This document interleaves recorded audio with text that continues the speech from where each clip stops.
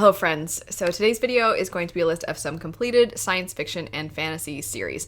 I know for a variety of different reasons, some of you really prefer to wait until a series is completed before you jump into it. So I have a little bit of a mix of popularity as well as age ranges. I'm going to start with one that is very popular. It's not just popular in science fiction fantasy, but it's also popular here on BookTube. However, it is one of my favorite series of all time, and I definitely think it's worth checking out. And that would be Mistborn by Brandon Sanderson. I think this one is especially a good one to check out now, as the original trilogy, or what a lot of people call First Era, is completed, and then Second Era will be completed this year. If you're unfamiliar, the First Era books are their own story, and they are completed by the end of this trilogy. Second Era takes place 300 years after the events of this First Era, so you're definitely safe to jump into this one, but if you do enjoy it, you then have the option of continuing on, as that series will be completed this year as well. But most of you probably are familiar with Mistborn. It follows a group of misfits who band together to accomplish an impossible heist against the Lord Ruler, and the sort of pitch of the story is, what if the Dark Lord won? What if instead of a chosen one winning, what would the world look like if the Dark Lord or the evil figure won instead? And so we're looking at 1,000 years into what that world would look like. And our main character, Vin, is somebody who is a part of the oppressed class of people known as the SCI-FI.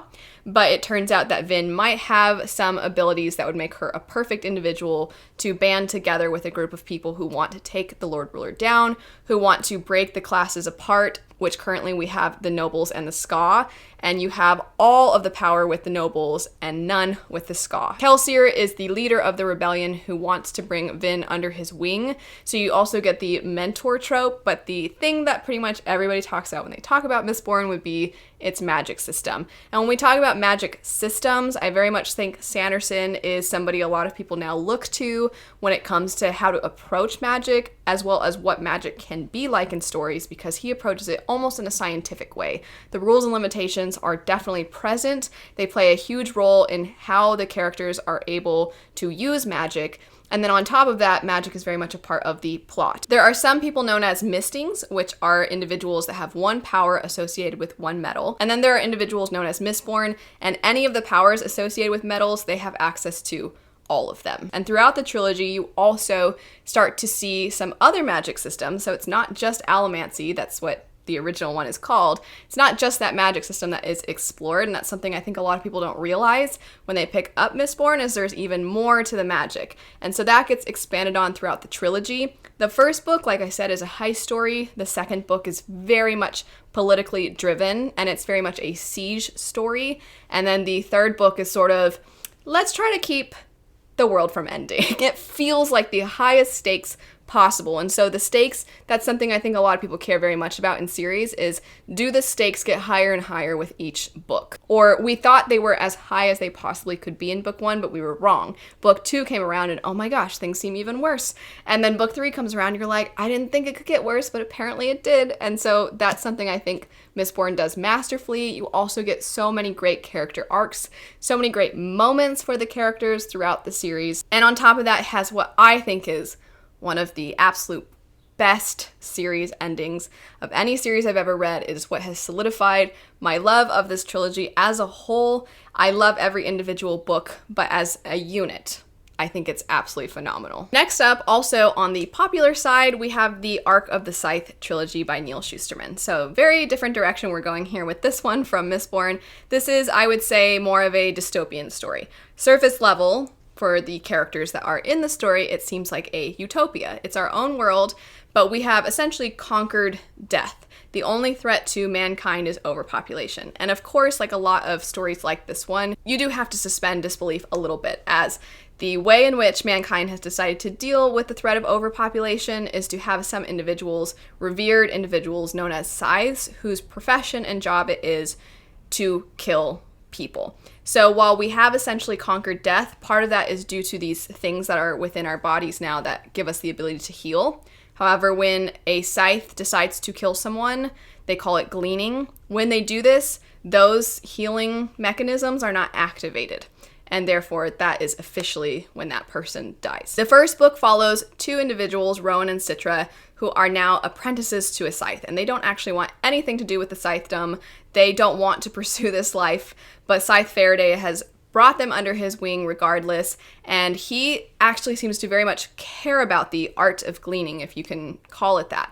And as soon as you start Scythe, you see how much Faraday cares very much about what he does. He wants to give people the most merciful, kind, respectful death possible. However, they are not all alike. Some Scythes, they get into it for the wrong reasons. This is part of why Faraday cares so much about who he brings under his wing and what he teaches them and what he passes on. While book 1 is a great introduction to the plot, I think book 2 really is where this series shines. Book 3, for those of you who prefer sort of a bird's eye view, you like to see things kind of what I touched on with Mistborn, the stakes get raised higher and higher each time. Book 3 has the ultimate high stakes. The second and third books especially dive into something known as the Thunderhead, which is kind of like if the cloud gains sentience, and that is part of what helps keep the world functioning so peacefully. You start to see that a lot more, and that essentially becomes its own character. And so you as the reader start to see more, and you start to see these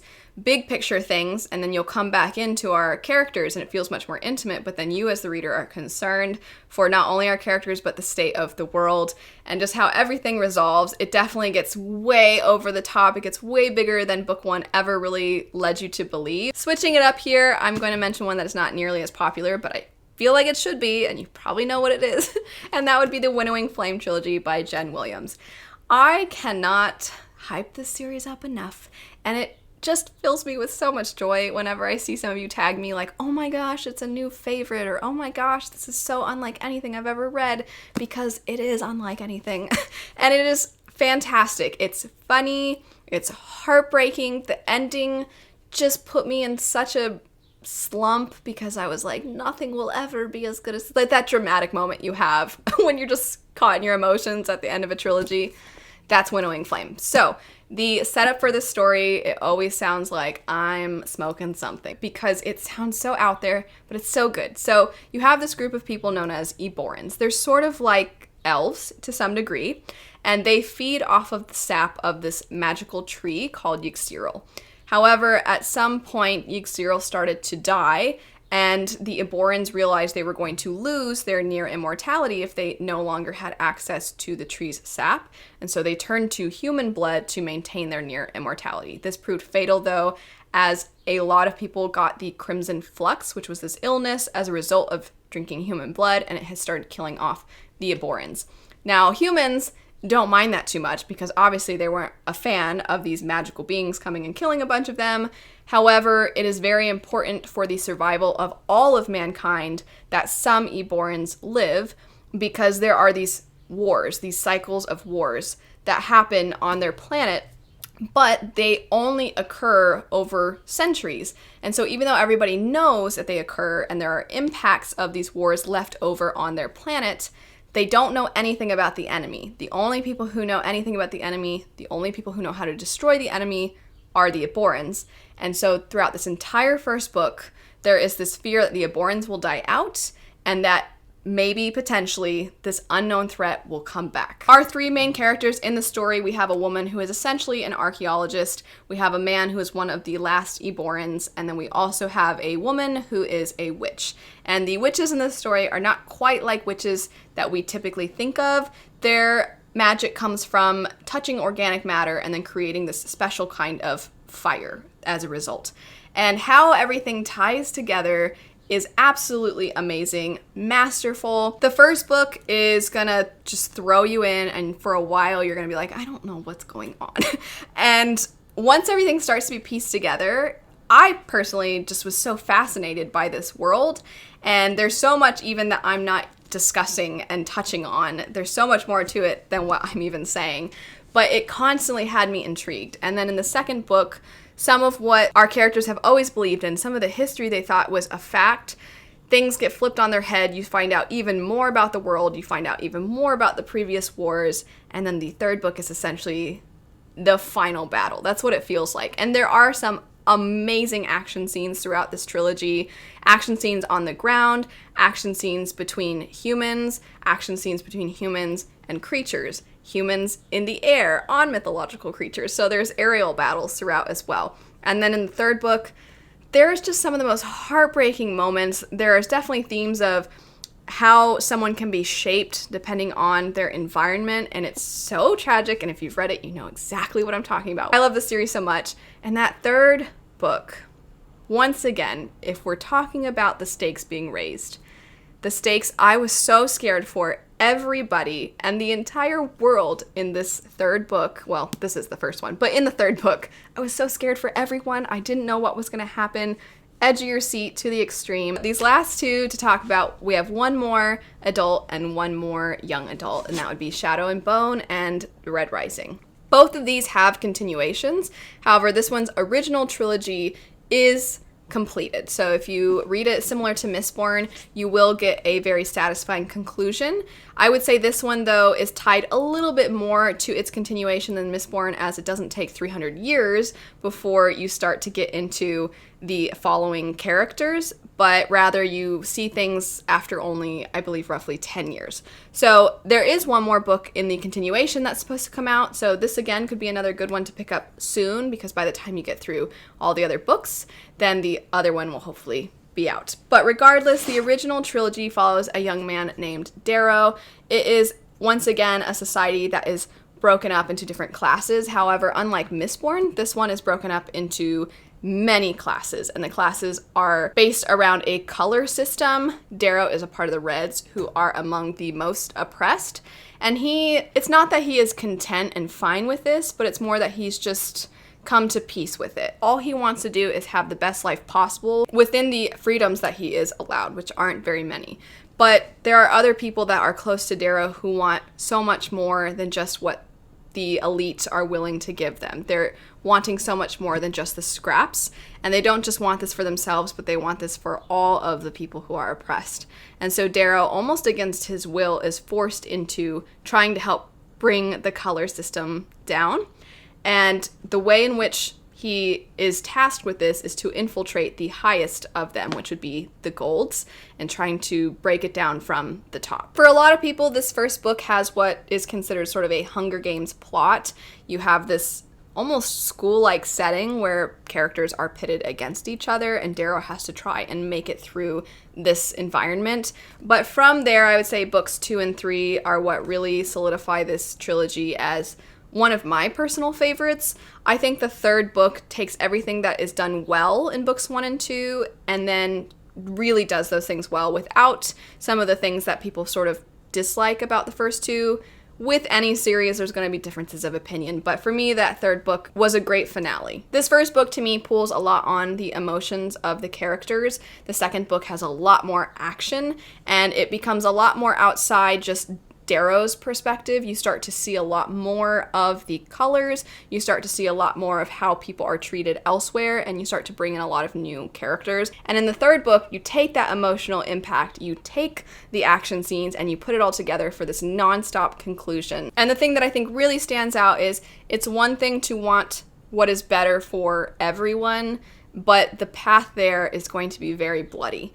And anytime you have some semblance of order, even if that order is established off of other people, you are going to find that chaos follows. And so how you pick up the pieces from there without falling into the very things you hated about your enemies is something I think Pierce Brown explores very, very well. And like I said, I think all of that comes together very seamlessly in that third book. Last on the list, we have Shadow and Bone. So we have the original Shadow and Bone trilogy. Then you have the Six of Crows duology, which does not require you to read Shadow and Bone first. But after that, you have the King of Scars duology, and if you want to read that one, it is recommended that you probably should read both Shadow and Bone and Six of Crows. This story follows a young girl named Alina who doesn't really think very highly of herself. She sees herself as very unremarkable, and there are a lot of themes that I think a lot of younger readers can definitely identify with, and if you're a little bit older, you can probably tap back into that feeling of everybody else is just so much better than me, and you really don't think very highly of yourself. And Alina, despite having these feelings, it turns out might have some power that could be the key to destroying something called the Fold. The Fold is this darkness that has enveloped part of their country, and within this darkness are these monsters known as Volcra. This is something that has divided the country and not only has made it difficult for trade and communication and transportation within their own country, it's also weakened them to the point that it's attracted the attention of other countries who now might want to become involved. So it's a huge deal both politically, when it comes to power, when it comes to the magic. And so Alina, despite having always thought of herself as less than, has now been seen as somebody who might have everything they need to bring hope to their people. She might be the most powerful and basically the chosen one of them all. Alina's journey throughout the story, even though it starts out very, very youthful and young, I think there are things a lot of us can relate to, especially as adults who, a lot of us, for so long, we just want to belong, we just want to fit in. And then once we get to a certain point, I think a lot of us just want some peace and quiet. And I think that's something that Alina kind of wants as well. I think the series as a whole is one that I definitely really enjoy. It makes me feel somewhat nostalgic for a younger feel, but on top of that, a slightly older type of fantasy story, a slightly older type of young adult fantasy story, I should say. And it does take me back to some of those feelings that I think a lot of us have when we're younger, those feelings of inadequacy. But in general, I think that if you're wanting to start your journey in the Grishaverse, this is a good place to start, obviously, as it's the original of Leigh Bardugo's works. And there is, of course, an adaptation that I quite liked. It takes a lot of the things that this does well, and then I think it even improves upon those. I think it's one of the best fantasy adaptations that we've gotten, actually. So if you're looking to watch that, now could be a good time to start, because I know that season 2 is on its way. That's it for some completed fantasy series to check out. Let me know your thoughts on these. Let me know if some other completed series that you think, if anybody likes these ones, would be good ones to go from there. But anyway, thanks so much for watching. I hope you have a lovely rest of your day, and I'll see you all later. Bye.